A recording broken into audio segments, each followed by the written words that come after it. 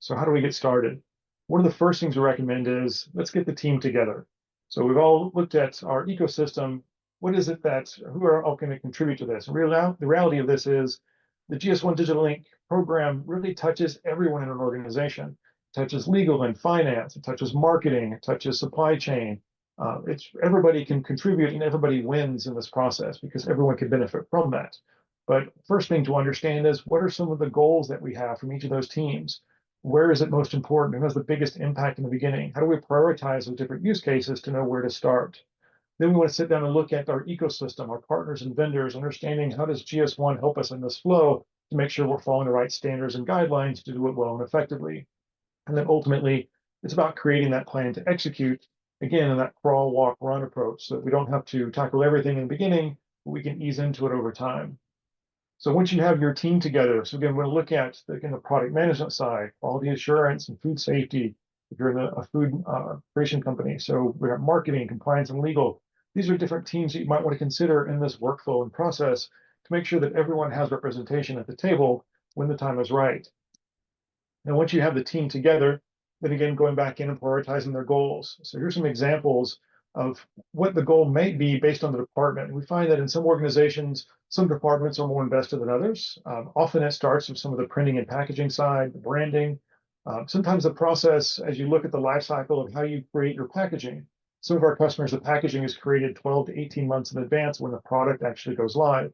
So we're seeing customers that are making the decisions now on how to get started with product packaging today, knowing that the sunrise is until 2027, but they want to start and be ready. There's ways to trial this, to do different kind of micro views to make sure that they can ease into this process. They don't have to go back and reprint anything when the time comes. They can start today and have an impact, even if they don't know where they're going to end up in the future.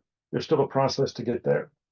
And so in terms of how do we get started in the easiest way possible, we start with the simple redirect. So in this case, again, having a simple redirection URL in that QR code that points to whatever that destination might be, having the redirect there gives you the flexibility to change that.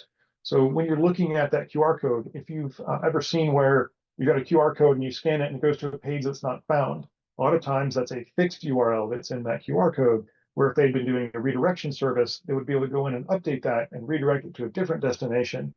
Sometimes it changes, sometimes it expires, sometimes when the campaign is over, et cetera. When you're using redirection, it allows you to update that at any point in time, even doing it dynamically, where you can have a different destination based on the language of their browser, based on the location of their device, based on the time of day or the day of week.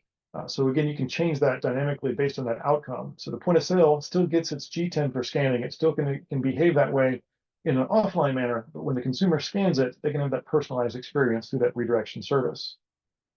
And where do we point them? In this case, the second piece of this is the landing page. This could be existing page on your website. It could be your website itself, it could be product information. But the reality is you've got flexibility here. Every product has something that you would route them to. So it's a matter of connecting that redirection with that landing page. So they've got something of meaningful that, again, that can evolve over time because it is a web page at that point. Again, the point of sale, they have their experience for the checkout process, but this is the consumer scanning that QR code just like they might do today. They're scanning a traditional web browsing QR code. In this case, the experience is the same for the consumer. They still land on the website, but you're able to control the information that they have and feed them what they need in that journey for that consumer. Now, as that evolves, the next piece gets into how do we improve the information over time? How can we look at our product database and dynamically change this based on that experience? And so now we get into the ability of creating dynamic web pages based on the information that we have available. So when I scan that particular G10, I may build that page in real time based on the ingredient information, the allergy information, where it was sourced from, what batch it was from, where was it manufactured, what is the information that really tells the story of that product, what the recycling information is. And again, as things do change and evolve, as restrictions and regulations evolve over time, you can always go back in and update this. So again, think about products that may have a package, let's say it's a plastic package that at some point there's new recycling components around that. You can always update that information in real time and feed that data to the landing page so that when it gets scanned, the consumer, again, has the best information right then and there based on what's happening at that exact moment. So it's critical in looking at the ecosystem, how does this evolve, and knowing that when you have access to all this data in real time, you can assemble that experience in real time as well.